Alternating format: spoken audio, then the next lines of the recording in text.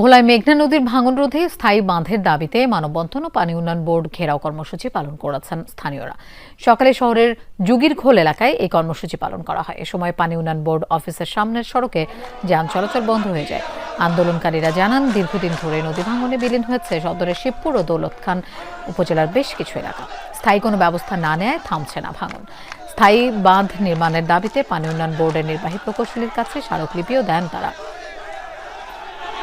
ভোলার শিবপুর ও মেধুয়া ইউনিয়নের মেঘনার তীব্র ভাঙনের হাত থেকে বাঁচাতে ভোলার পানি উন্নয়ন বোর্ড ঘেরাও কর্মসূচি পালন করেছেন দুই ইউনিয়নের বাসিন্দারা।